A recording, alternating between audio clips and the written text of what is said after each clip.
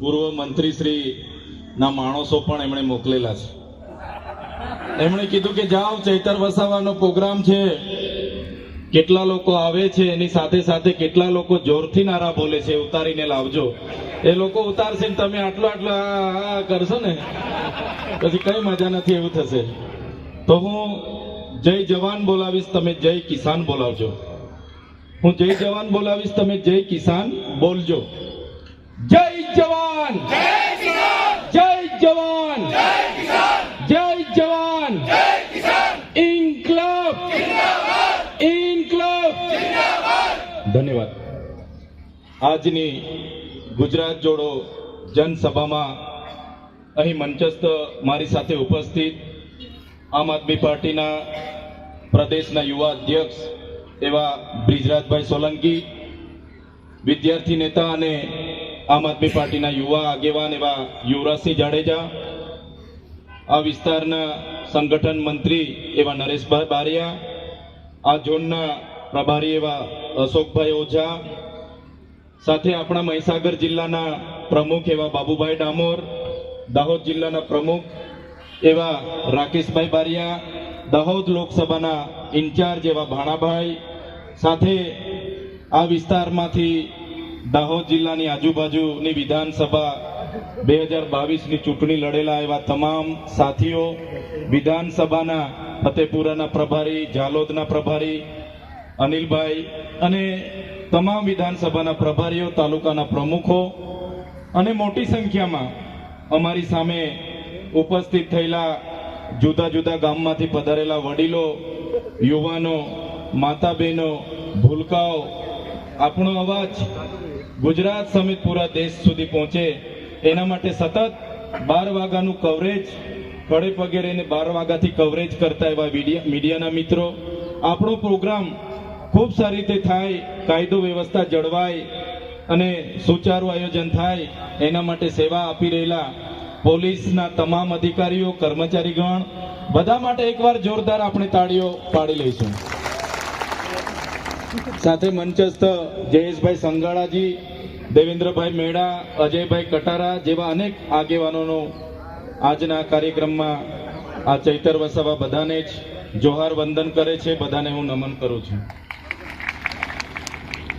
સાથીઓ, દેશની આઝાદી માટે ઘણા આંદોલનો થયા, ઘણા યુદ્ધો થયા, સંઘર્ષ થયો, ઘણા યુવાનોએ, ઘણા આગેવાનોએ એમાં શહીદી વહોરી. આ ભૂમિની બાજુમાં માનગઢ ધામ છે.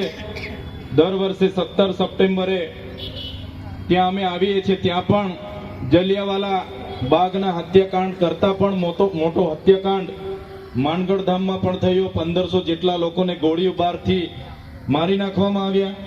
આજે સવારે હું લીમડીની બાજુમાં આવ્યું કંબોઈ ધામ, જ્યાં ગોવિંદ ગુરુની સમાધિ છે, ત્યાં હું જઈને એમના દર્શન કરીને આવ્યો. તો આ ભૂમિ એક ક્રાંતિકારી ભૂમિ છે. આજનો દિવસ એ સંવિધાન દિવસ તરીકે આપણે મનાવીએ છીએ.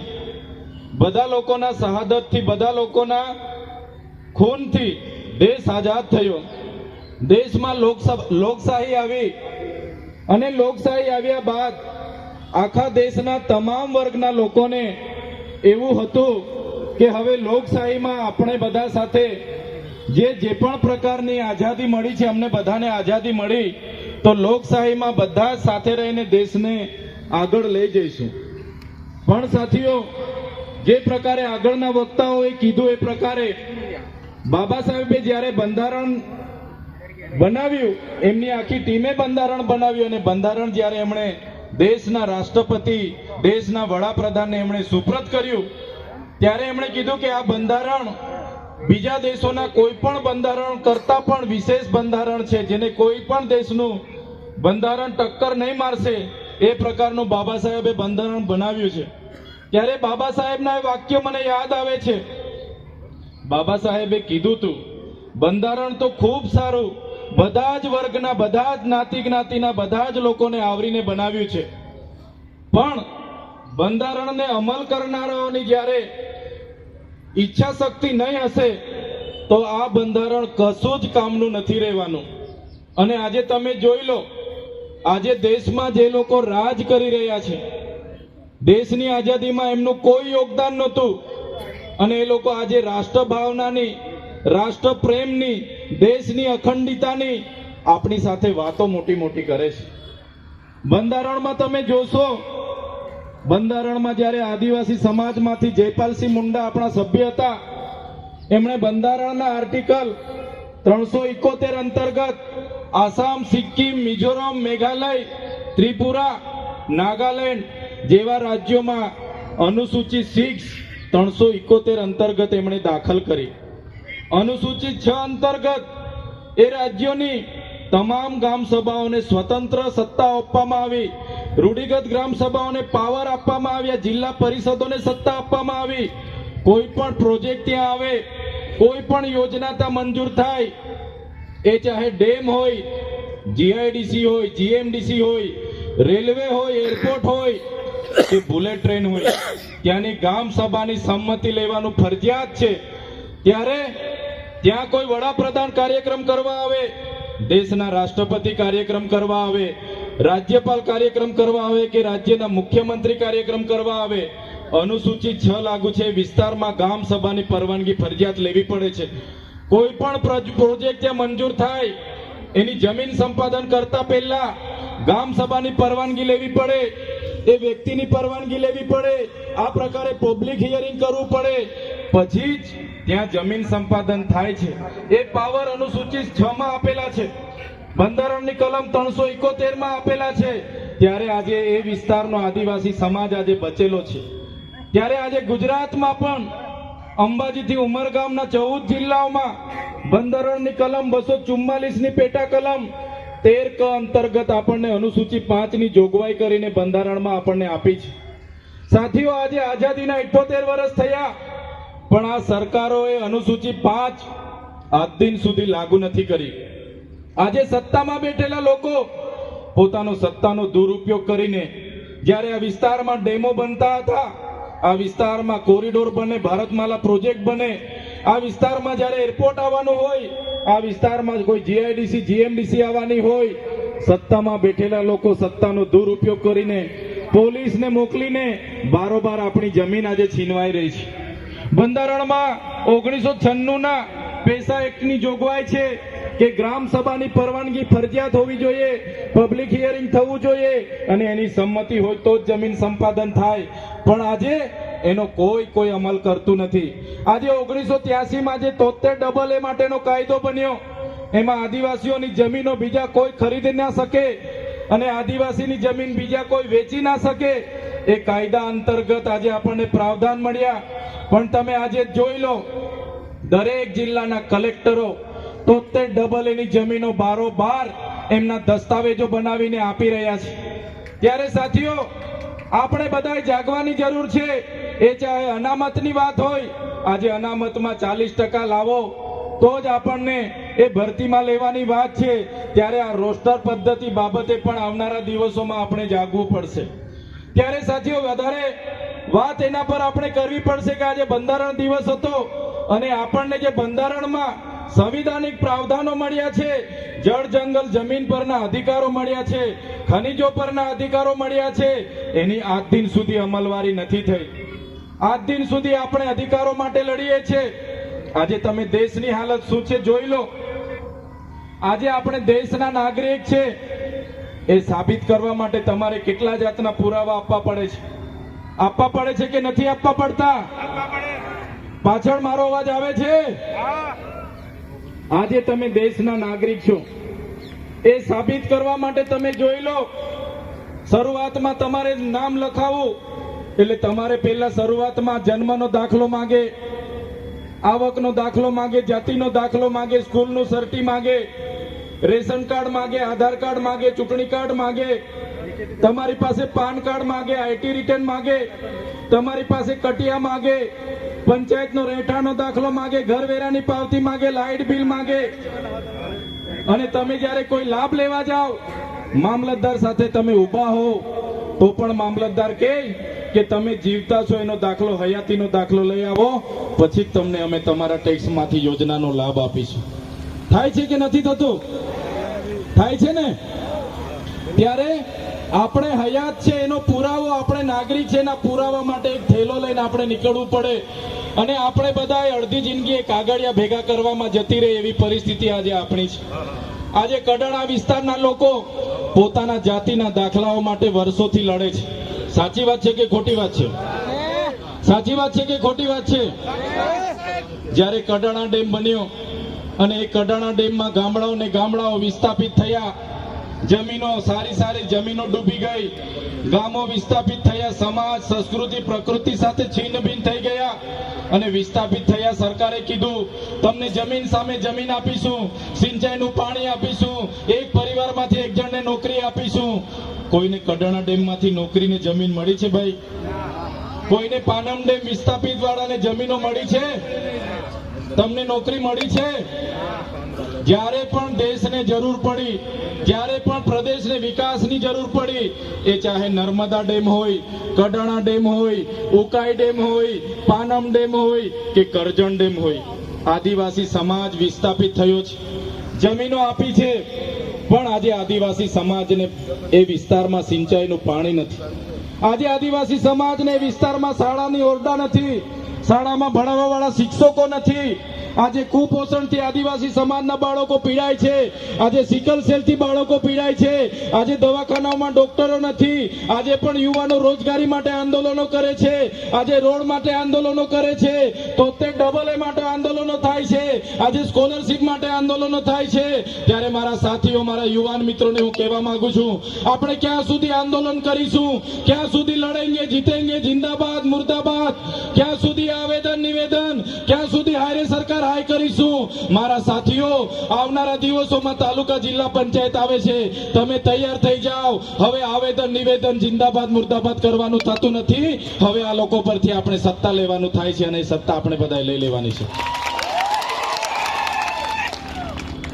હવે સત્તા આપણે લેવાની છે. તમે જોયું હશે, આપણા પ્રદેશના આપણા જ MLA જ્યારે આ ગુજરાતના શિક્ષણ મંત્રી હતા, આદિજાતિ મંત્રી હતા, એમની અધ્યક્ષતામાં જ 28/10/2024 ના રોજ એક પરિપત્ર એમણે બહાર પાડ્યો આપણા મંત્રીએ, અને એમણે કીધું કે જે આદિવાસી વિદ્યાર્થીઓ ઉચ્ચ અભ્યાસ કરે છે, જે મેડિકલ કરે છે, સિવિલ કરે છે, BA કરે છે, BEd કરે છે, BSc કરે છે, MSc કરે છે, જે લોકો PDC કરે છે, BEd, જે લોકો MSW, BSW કરે છે, એમના માટે સરકાર તરફથી પોસ્ટ મેટ્રિક શિષ્યવૃત્તિ હતી, તે આજથી અમે બંધ કરીએ છીએ એમ કરીને 28/10/2024 ના રોજ આપણા મંત્રીએ પરિપત્ર બહાર પાડ્યો.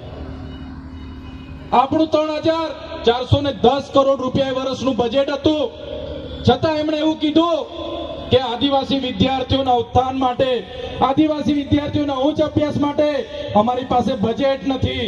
ત્યારે ભાજપની સરકારને હું કહેવા માંગુ છું, હમણાં નરેન્દ્રભાઈ મોદી ડેડિયાપાડા આવ્યા, એમણે જાહેરાત કરી કે અમારી સરકાર આદિવાસીઓના શિક્ષણ અને ઉત્થાન માટે પ્રયાસો કરશે. ત્યારે નરેન્દ્રભાઈ મોદીને હું કહેવા માંગુ છું, અમારું 3410 કરોડ 2024 નું બજેટ હતું, એમાંથી માત્ર તમારા આદિજાતિ વિકાસ વિભાગે 929 કરોડ અમારા પાછળ ખર્ચો કર્યો છે. જે વધારાનું બજેટ તમે વાપર્યું છે એ તમારી રથયાત્રાઓમાં, તમારી સભાઓમાં, તમારી ગૌરવ યાત્રાઓમાં, તમારા વિકાસ મહોત્સવમાં, માર્ચ યુનિટીમાં આદિવાસીઓનું બજેટ તમે વાપર્યું છે, જેના કારણે આજે અમારા આદિવાસી યુવાનોને શિષ્યવૃત્તિ નથી મળતી. ત્યારે મારા વાલીઓ, મેં તમને કહેવા માંગુ છું કે આ માનસિકતા ધરાવતી સરકાર આદિવાસી યુવાનો ભણે નહીં, આગળ વધે નહીં, એમની જે માનસિકતા છે એ માનસિકતા દૂર કરવાની જગ્યાએ આવનારા દિવસોમાં ભારતીય જનતા પાર્ટીની સરકારને આપણે દૂર કરવા માટે બહાર આવવું પડશે. હમણાં મંત્રીમંડળ બદલાયું અને મંત્રીમંડળ એમણે બદલ્યું, આખું ને આખું મંત્રીમંડળ બદલ્યું ને નવા મંત્રીઓ બીજા 4 આપણા વિસ્તારમાંથી મૂક્યા. પણ સરકાર મંત્રીમંડળ બદલશે, એમાંથી આપણો કોઈનો ઉદ્ધાર થવાનો નથી. આપણે 2027માં આખે ને આખી સરકાર બદલી દેવા માટે આપણે તૈયાર થઈ જવાનું છે.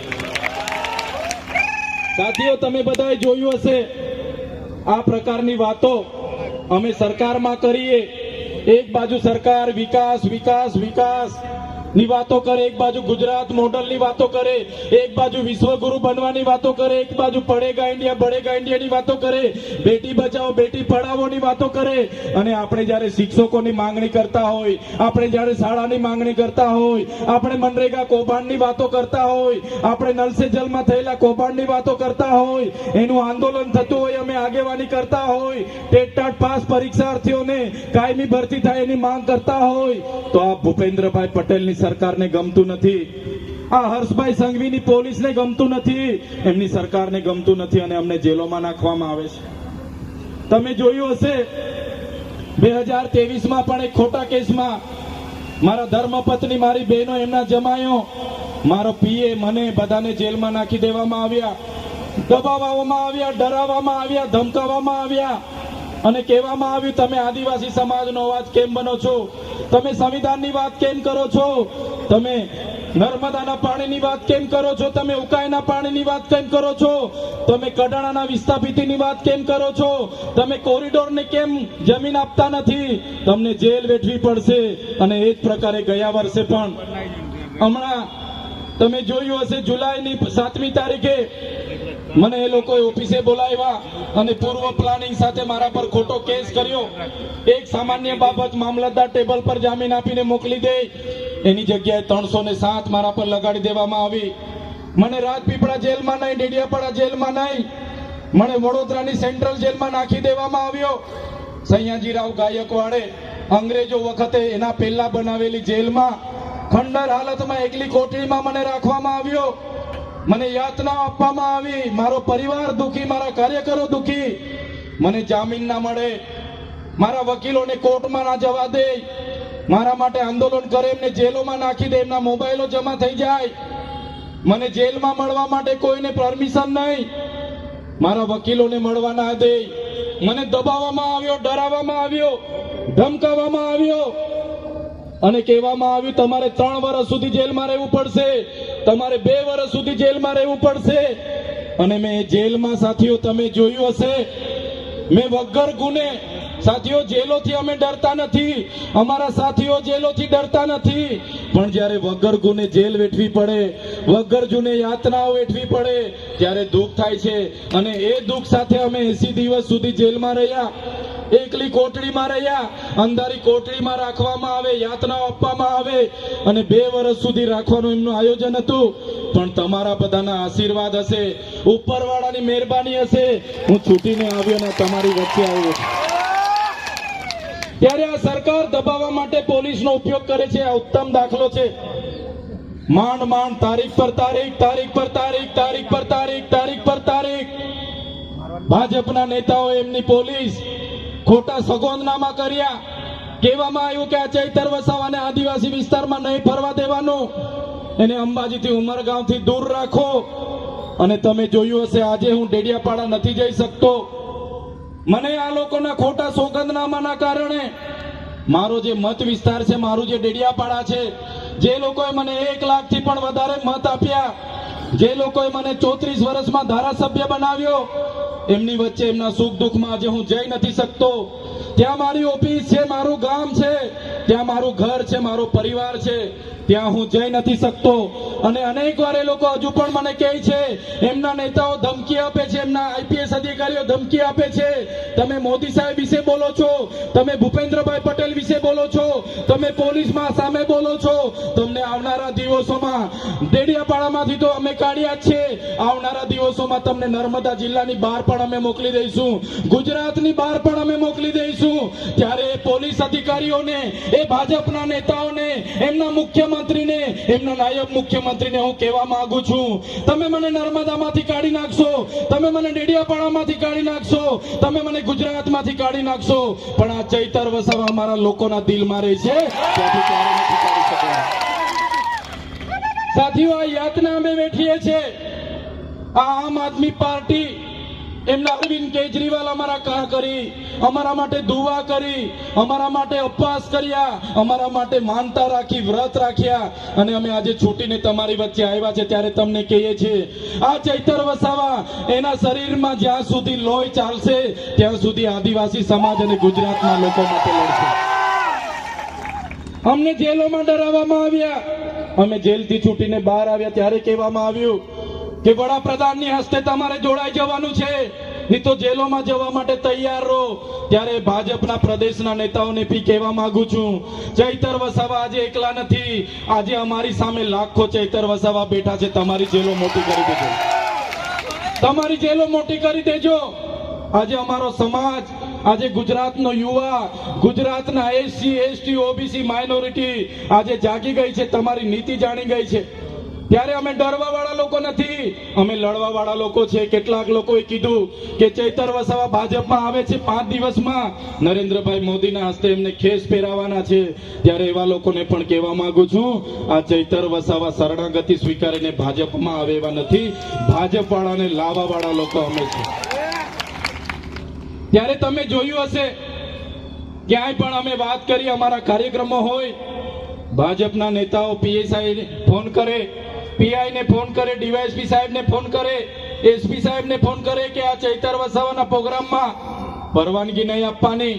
પોલીસના અધિકારીઓ પણ દબાણ કરે, કંઈ પણ થાય એમના પર કેસ કરજો, એમના આગેવાનોને દબાવજો.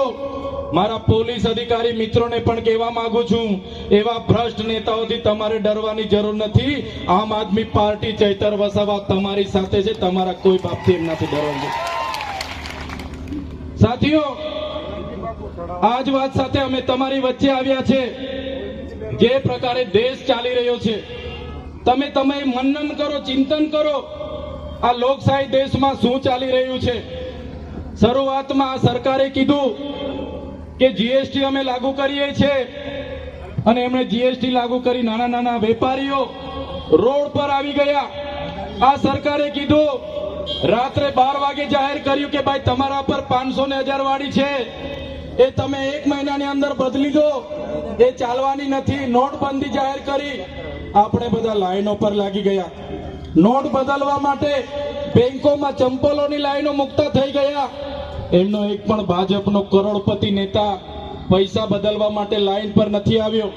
દેશના વડાપ્રધાને કીધું કે નોટબંધી થકી ભ્રષ્ટાચાર ખતમ થશે, નોટબંધી થકી આતંકવાદ ખતમ થશે, નોટબંધી થશે બાદ તમને 15 લાખ રૂપિયાનું કાળું નાણું મળશે. કોઈને મળેલા છે ભાઈ?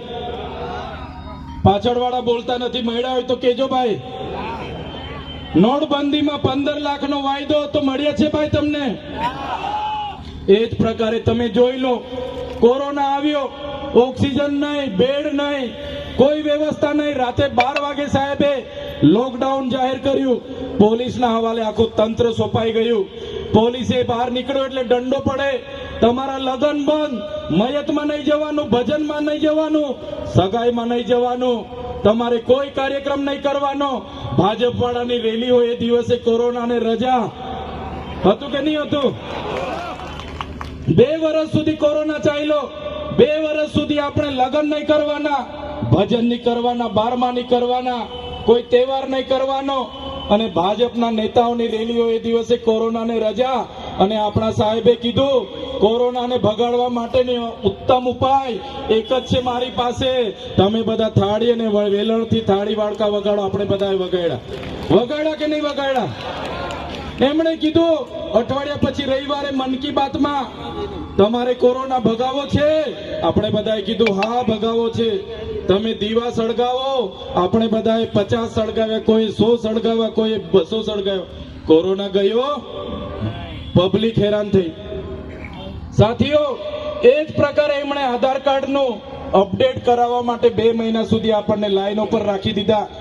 યાદ છે ને બધાને? આધાર કાર્ડ અપડેટ માટે લાઈન પર હતા આપણે 2 મહિનાથી. ખબર છે ને બધાને? માંડ એ પૂરું થયું, એમણે કીધું તમને અનાજ મળે છે? આપણે કીધું હા. એ રેશન કાર્ડ ને કેવાયસી કરાવો, નહીં તો અનાજ નહીં મળશે. બીજા 2 મહિના આપણે રેશન કાર્ડ લઈને દોડતા થયા. સાચી વાત છે કે ખોટી વાત છે? સાચી વાત છે ને? એ પૈતું માંડ પાછા મોદી સાહેબે કીધું કે ભાઈ તમારા કટિયા છે? આપણે કીધું હા. તમે ખેડૂત રજીસ્ટ્રેશન કરાવો, નહીં તો તમે ખેડૂત તરીકે મટી જશો. તમને તમારા ખાતામાં મળતા જે ખેડૂત રાશિ છે એ પણ મળશે નહીં. આપણે ખેડૂત માટે 2 મહિના કાઢ્યા કે નથી કાઢ્યા? યાદ છે ને પાછળ વાળાને? ત્યારે હવે પાછું મોદી સાહેબ એવું કીધું, તમે બધા મતદાન કરો છો? મતદાન કરો છો ને બધા? આપણે કીધું હા મતદાન કરીએ છીએ. એમણે કીધું ભાઈ મતદાન યાદી બંધ, નવા ફોર્મ ભરો. ચાલે છે કે નથી ચાલતું? નવા ફોર્મ ભરવાનું ચાલે છે કે નથી ચાલતું? નવા ફોર્મ ભરો તો જ તમે મતદાતા. 1 વર્ષમાં 8 મહિના આપણે આ લોકોના ચક્કરમાં જ ફરવાનું છે કે નથી? આપણને ક્યાંય નરવા નથી પાડવા દેવાના આ લોકો. એમનું સભ્ય નોંધણી આપણે કરાવવું હોય, ભારતીય જનતા પાર્ટીના સભ્ય બનવું હોય તો આપણને એ લોકો નંબર આપશે, આ નંબર પર મિસ કોલ કરો, અમારા સભ્ય થઈ જશો. અને આધાર કાર્ડ લિંક કરવા માટે આપણે 2 મહિના લાઈન પર રહેવાનું ને. ત્યારે આ નીતિ સામેની આ લડાઈ છે, એમના ભય ભૂખ અને ભ્રષ્ટાચાર સામેની આ લડાઈ છે. મારા વડીલો અહીંયા બેઠા છે, મારા યુવાનો અહીંયા બેઠા છે, મારી માતા બહેનો બેઠા છે. હવે આ લોકોને 30 વર્ષ તમે અમે આપી દીધા, આપણને શું મળ્યું? કડાણા ડેમના વિસ્થાપિતોને પૂછી જોજો શું હાલત છે. આ વિસ્તારના જે લોકોને આદિજાતિના દાખલા નથી મળતા એમને જો શું હાલત છે. જે લોકો પોલીસની પરીક્ષા પાસ કરી છે અને છતાં પણ એ લોકોને નોકરી નથી મળતી એમને પૂછી જોજો શું હાલત છે. કરોડો રૂપિયાનો ભ્રષ્ટાચાર થયો, નલ આવી ગયા, પણ નલમાંથી હજુ પાણી આવ્યું કે આવે છે? પેલા બોલતા જ નથી તમે. આવતો હોય તો હા કહી દો ને ભાઈ, એટલે પૂરું થાય. નળમાંથી પાણી આવે છે? મનરેગામાં રોજગારી મળે છે? સિંચાઈનું પાણી મળે છે? હા એવું કે છે કોઈ. તો 30 વર્ષ આપ્યા, હવે કેટલા બીજા આપવાના છે? 30 વર્ષ આ લોકો તો કહે છે કે 2047 બધું થઈ જશે, કહે છે ને. હમણાં જ કીધું એ લોકોએ કે 2047 સુધી થોબો બધું થઈ જશે. 2014ની લોકસભામાં મોદી સાહેબે કીધું કે 2019માં બધાને ઘર મળી જશે. ભાઈ ઘર મળી ગયા? ખેડૂતની આવક ડબલ થઈ ગઈ, યુવાનોને 2 કરોડ દર વર્ષે રોજગારી મળે છે? નથી મળતી. તો હજુ આપણે બીજા 2047 સુધી આપવાની છે એમને તક. ત્યારે 2014માં 2019 પર આવ્યા, 2019ની ચૂંટણીમાં 2024 પર આવ્યા, હવે 2024ની ચૂંટણી હતી ત્યારે 2047 પર લઈ ગયા. હવે આપણે એમના પર ભરોસો કરવાનો થતો. હવે સત્તા પરિવર્તન કરવા માટે હવે બધાએ જાગી જવાનું છે. મેં બધા જ વડીલો, યુવાનો, માતા બહેનોને, પશુપાલકો, એસસી એસટી ઓબીસી માઇનોરિટી જેટલા પણ લોકો અહીંયા ઉપસ્થિત છે, મને સાંભળે છે, એમને મારી નમ્ર વિનંતી છે. અમે નાના લોકો છે, અમને પોલીસ, એમની સરકાર, એમનો કલેક્ટર, એમના એસપી, એમના મંત્રી, એમના તંત્રી બધા અમને પણ ખૂબ ડરાવે છે, ધમકાવે છે. જેલોની વાતો થાય છે, ફલાણું કરીશું, ઢીકણું કરીશું. પણ જ્યાં સુધી તમારો બધાનો અમારા પર સહકાર છે, જ્યાં સુધી તમારા બધાના વડીલોના, માતા બહેનોના આશીર્વાદ છે, અમે એ લોકોથી ડરવાના નથી. ત્યારે આપણે હવે સામે લડવા જવાનું થતું નથી. હવે તમારામાંથી તાલુકા જિલ્લાના ઉમેદવારો ફાઇનલ કરી દો, આવનારી વિધાનસભાનો એક ઉમેદવાર ફાઇનલ કરી દો અને આવનારી સત્તામાં તમે આવી જાઓ, ત્યારે જ આપણા લોકોના કામો થવાના છે. વાત કરવા માટે હું આવ્યો છું. બધા જ લોકો આજે ઘણા લાંબા સમયથી આ મંચ પર ઉપસ્થિત હતા, અહીંયા બેઠા છો. ત્યારે તમામ લોકોનો, આજુબાજુ ગામોમાંથી પધારેલા મારા વડીલો, મારી માતા સમાન મારી માળીઓ, મારી બહેનો, મારા ભાઈઓ, મારા મિત્રો, મારા ભૂલકાઓ, મીડિયાના તમામ સાથીઓ, પોલીસ અધિકારીઓ, પોલીસ કર્મચારીઓ, બધા જ લોકોનો જેમણે અમને ગ્રાઉન્ડ આપ્યું છે એ ભાઈનો પણ, અને જેટલા પણ લોકો મને સાંભળે છે બધા જ લોકોનો હું ખૂબ ખૂબ આભાર માનીને છેલ્લે હું એક નારો બોલાવીશ. તમારે પરિવર્તન કહેવાનું છે અને પછી મારી વાણીને હું વિરામ આપીશ. સંતરામપુર માગે જોરથી ભાઈ, પેલા કુબેરભાઈ ત્યાંથી જુએ છે કાચમાંથી, થોડું બોલો. પછી કેશેભાઈ, ચૈતરભાઈ આવ્યો તો કઈ હતું નહીં, હવા જતી એવું.